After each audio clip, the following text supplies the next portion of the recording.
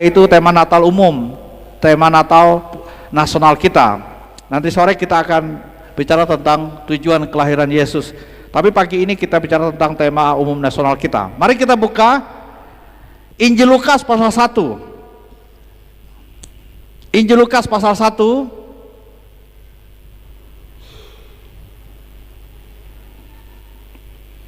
ayat 46 sampai ayat 49. Injil Lukas pasal 1 ayat 46 sampai 49. Nyanyian pujian Maria. Judulnya memang sudah nyanyian pujian Maria ya. Lalu kata Maria, jiwaku memuliakan Tuhan dan hatiku bergembira karena Allah juru selamatku, sebab ia telah memperhatikan kerendahan hati, sebab ia telah memperhatikan kerendahan hambanya. Mulai dari sekarang segala keturunan akan menyebut aku berbahagia, karena Yang Maha Kuasa telah melakukan perbuatan besar kepadaku, dan kuduslah namanya. Demikian pembacaan firman Tuhan kita. Judul tema Natal kita nasional Gereja Kami Injil Indonesia adalah jiwaku memuliakan Tuhan dan hatiku bergembira karena Allah juru selamatku. Bapak Ibu kasih dalam Tuhan Yesus Kristus, Natal tahun ini jadi melalui Gereja Kami Injil Indonesia membuat tema kepada kita, yaitu jiwaku memuliakan Tuhan ini, dan seterusnya. Kata-kata ini, tema ini adalah nyanyian Maria atau pernyataan Maria, puji-pujian Maria setelah ia berjumpa, setelah ia dipercayakan oleh Allah kepadanya mandat tugas yang diberikan kepadanya, dan perjumpaannya dengan malaikat Gabriel itu. Ini puji-pujiannya, nyanyiannya. Apa arti nyanyian itu? Apa arti tema ini juga diberikan kepada kita? Tidak lain adalah untuk mengajak kita bergembira dan bersukacita melalui Natal tahun ini gitu. Bergembira, bersukacita. Natal tahun ini dirayakan seperti itu. Makanya kita mempersiapkan diri kan. Mengapa kok beda seperti dari tahun-tahun yang lalu? Ini maksudnya supaya kita bersukacita, bergembira betul-betul gitu. Karena kita sudah selesai menghadapi masalah wabah COVID melanda umat manusia muka bumi ini. Nah, kita tahun ini bergembira betul-betul gitu. Akan tetapi bergembiranya kita, bersukacitanya kita itu hanya benar-benar di dalam Tuhan saja gitu. Bukan bersukacita, bergembira, pesta pora seperti yang dilakukan oleh orang-orang di dunia ini, tidak. Yang menjadi pusat sukacita kita, yang menjadi pusat gembiranya kita adalah Tuhan Allah Bapa kita di sorga. Itu dia. Itulah pusatnya kita, pusat kegembiraan kita, pusat sukacita kita. Kemudian semua arah perayaan Natal kita adalah untuk memuliakan nama Tuhan kita, Yesus Kristus, Juru Selamat umat manusia. Itulah yang menjadi arah perayaan Natal kita. Kepada Dia, Yesus Kristus Juru Selamat kita. Sekarang mari kita perhatikan apa makna penyataan atau pujian Maria yang di atas itu tadi bagi kita hari ini. Makna yang pertama adalah terdapat pada ayat yang ke-46, adalah kebaikan Tuhan harus selalu direspon dengan sukacita. Maria katakan, jiwaku memuliakan Tuhan, hatiku bergembira karena Allah juru selamatku. Ini adalah respon Maria atas kebaikan Allah kepadanya. Jadi tidak lain adalah kebaikan Tuhan itu dalam hidup kita harus selalu kita respon, harus kita tanggapi gitu, kebaikan Tuhan itu. Ketika malaikat Gabriel datang kepada Maria, kan belum terjadi yang dialami oleh Maria, kan belum. Setelah itu barulah Maria mengalaminya, setelah malaikat itu datang kepadanya. Jadi baik yang sudah terjadi ataupun sekedar janji dari Tuhan, bagi Maria ia tetap bersuka cita, ia tetap meresponi janji Tuhan itu. Apabila kita melihat konteks kehidupan Maria, Bapak Ibu kasih dalam Tuhan, orang-orang yang hidup di Israel pada zamannya memang suatu keajaiban bagi mereka kalau Maria mendapatkan anugerah Tuhan itu, karena mereka akan hidup pada zaman itu tidak dalam keadaan yang baik-baik. Mereka hidup dalam masa kolonial, imperiumnya Romawi. Mereka ada dalam jajahan bangsa Romawi. Tentu ini keadaan yang tidak baik.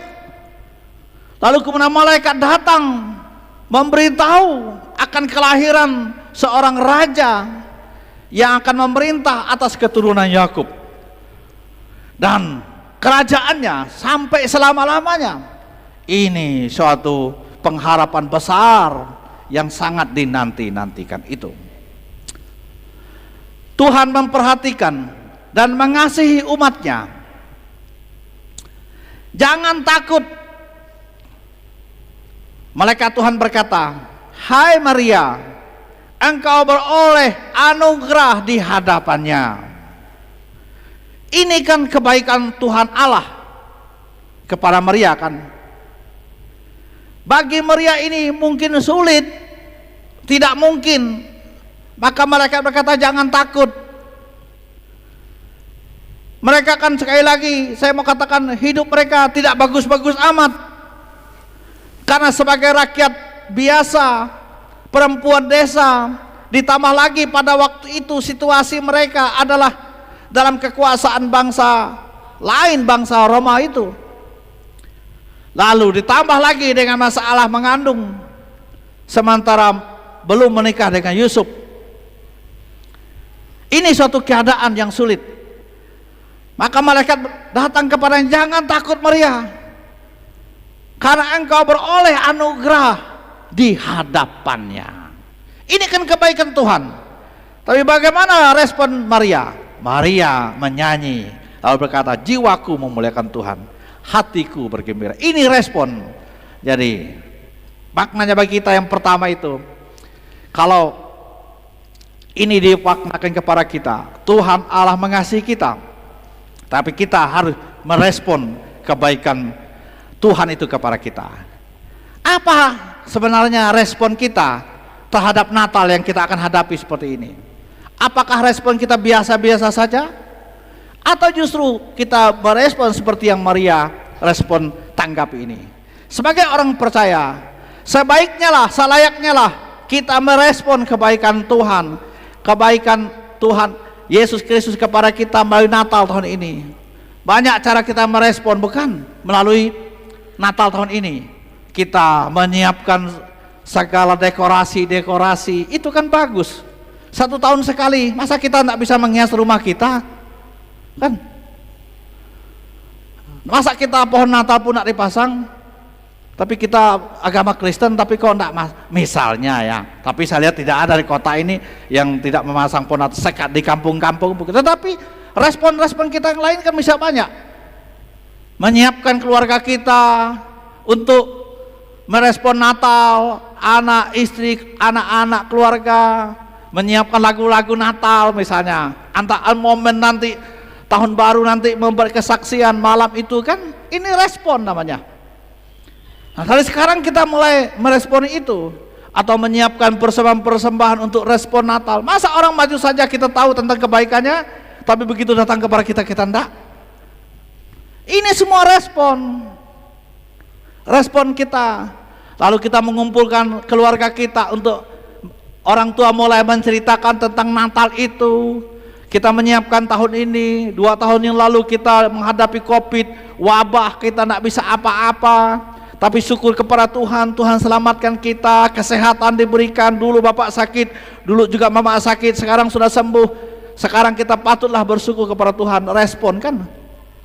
Bapak ibu yang bapak-bapak yang sudah menyiapkan bekerja dari pagi sampai sore, itu sampai jam 4 kerja baktinya, itu respon sebenarnya.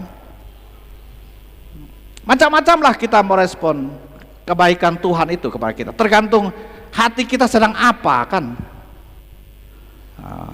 Itu kebaikan Tuhan yang kita harus selalu respon dengan sukacita. Yang kedua, ayat 48,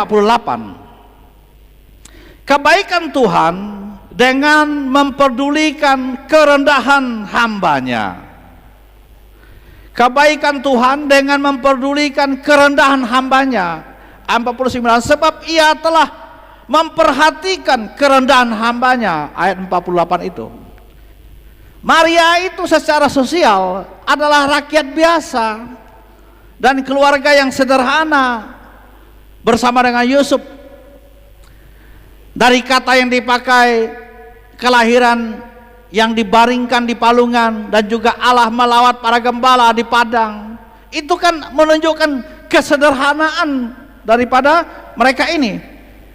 Ini tidak lain bahwa menunjukkan kepada manusia yang terpinggirkan, yang tertinggal. Akan tetapi begitu besar kan kasih Allah, perhatian Allah kepada orang-orang yang sederhana dan lemah ini, dan menaruh percaya mereka itu kepada Tuhan. Tuhan memperhatikan benar-benar para gembala, Maria yang sederhana, diperhatikan, orang-orang yang rendah diperhatikan oleh Tuhan Allah. Ini tidak lain, Allah memberikan kasih-Nya kepada yang dicintainya dan yang diperkenan olehnya. Tokoh-tokoh dalam Alkitab Bapak Ibu adalah orang-orang sederhana kan. Seperti kita tahu cerita Daud, kita enak, kita senang mendengar kabar dia menjadi raja dan kekuasaan singgasana yang luar biasa. Tapi kita tidak lupa bagaimana masa remaja, masa kecilnya, masa pemudanya, dari mana dia berasal. Daud hanya berlatar belakangkan pengembala yang mengembalakan kambing domba bapaknya, bukan? Siapa sangka dia hanya seperti remaja, kebanyakan seperti remaja yang lain umumnya. Tetapi kemudian ia memenangkan pertempuran melawan orang-orang Palestina. Hebat bukan? Orang-orang sederhana saja, pengembala kambing domba bapaknya, tapi ia dipakai oleh Tuhan. Artinya Allah memperhatikan dia, mengasihi orang ini gitu. Dan kasihnya yang kepada Daud itu diberikan kepada Maria, diberikan kepada para gembala, diberikan kasih yang sama juga diberikan kepada kita hari ini. Bagi orang-orang yang merendahkan diri, yang peduli kepada Tuhan, yang adalah sebagai hambanya, merendahkan diri. Abraham sudah mengungsi sana sini akibat dilanda kelaparan dan kemiskinan di zamannya, bukan? Akan tetapi kemudian ia menjadi bapa bagi bangsa-bangsa.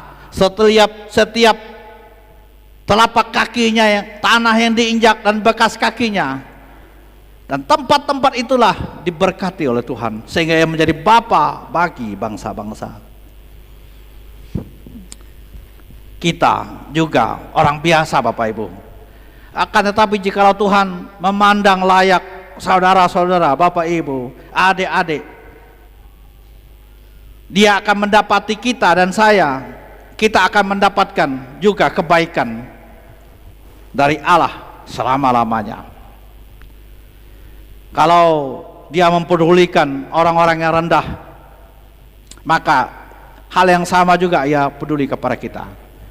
Hari ini mungkin kita tidak seperti terpandang dan lain sebagainya, tetapi Kalau Allah mau peduli kepada kita, suatu kelak nanti perubahan akan terjadi dalam hidup kita. Pemuda-pemudi, anak-anak remaja mungkin hari ini tidak diperhitungkan apa-apa, tetapi karena menaruh kesetiaan, kerendahan di hadapan Tuhan, dipandang layak oleh Tuhan, hari ini mungkin tak terpandang, tapi 15 tahun yang akan datang jadi akan seperti apa. Tapi syaratnya mesti harus diikuti. Sebagai pemuda-pemudi, anak-anak remaja yang di dalam Tuhan bagaimana? Tapi kalau anak-anak remaja yang sudah sejak sekarang saja tidak peduli, jangankan mau peduli dengan Tuhan yang tidak kelihatan, dengan orang tua yang saja tidak dapat, yang dilihat, yang memberi makan, memberi uang, memperhatikan sejak dini, sejak kecil pun tak diperhatikan, apalagi kepada Tuhan. Mau jadi apa?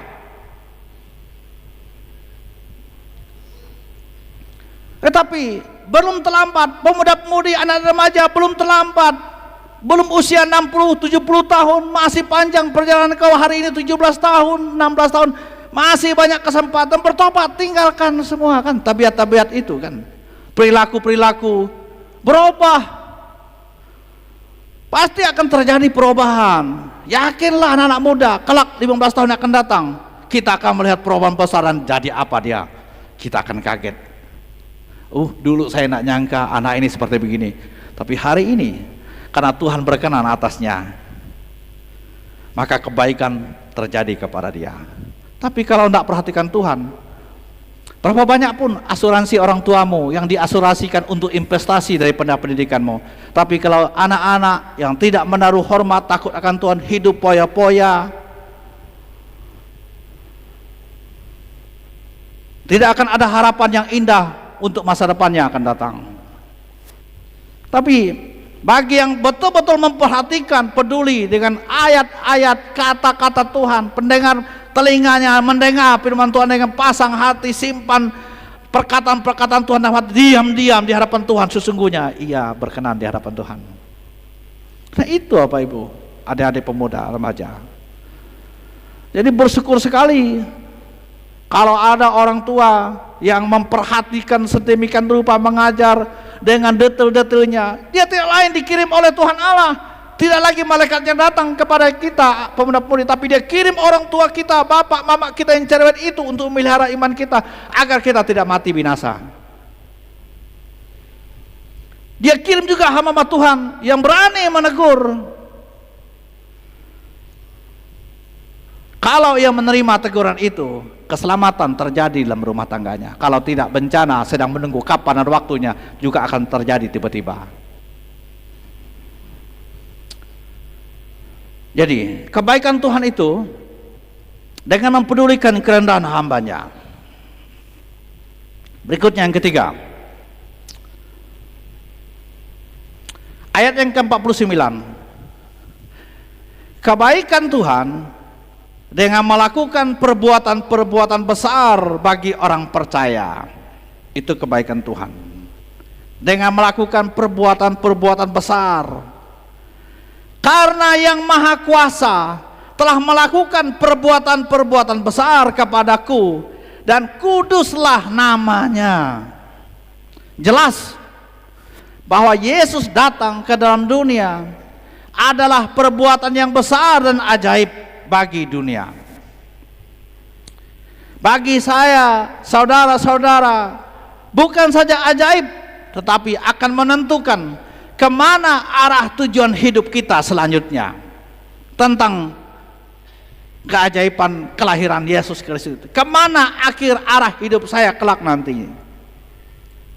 Kalau kita sudah tahu dengan pasti kemana arah hidupku, itu adalah perbuatan ajaib yang ada di dalam hidup Bapak Ibu saudara-saudara sekalian.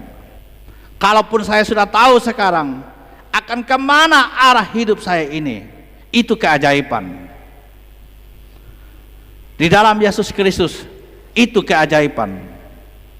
Keajaiban itu tidak harus orang mati bangkit, sakit sembuh, betul itu keajaiban. Tapi kalau saya sudah tahu kemana arah hidupku kelak nanti, kemana tujuan akhir hidup saya ini, dengan pasti, dengan keyakinan, itu keajaiban. dalam hidup kita ini. Maka kalau itu terjadi, tidak dapat diragukan lagi, iman kita tak akan tergoncangkan oleh keadaan apapun, perbuatan apa, kemauan dunia ini, pergaulan dunia ini tidak akan bisa merebut, menguasai, bahkan mempengaruhi iman, karena keyakinan itu keajaiban. Imanku kepada Yesus Kristus, keyakinan kepada Yesus Kristus sampai mati, sampai aku menghadap Tuhan, tidak goyah, tidak ragu, tidak undur, itu keajaiban. Itu perbuatan besar Allah kepada orang-orang percaya. Dan segala perbuatan-perbuatan besar dan ajaib itu akan terjadi jikalau ayat 49 bagian akhir itu berlaku. Apa itu ayat 49? Coba perhatikan bagian terakhir 49. Karena yang Maha Kuasa telah melakukan perbuatan-perbuatan besar kepadaku, dan kuduslah namanya. Semua perbuatan-perbuatan besar, keajaiban-keajaiban terjadi, itu berlaku dan terlaksana bagi kita kalau ayat yang bagian terakhir ini terjadi dalam hidup kita, yaitu kuduslah namanya. Apa maksudnya? Apa artinya? Tidak lain adalah Maria dalam hidupnya itu telah menguduskan nama Tuhan dalam hatinya. Ia telah memelihara, ia telah menjaga nama Tuhan Yesus itu dalam hidupnya, dirawatnya, dipelihara dengan suatu keyakinan. Meskipun ia manusia biasa, meskipun Maria adalah orang sederhana, hidup gadis dari desa, tapi bisa menguduskan nama Tuhan dalam hidupnya.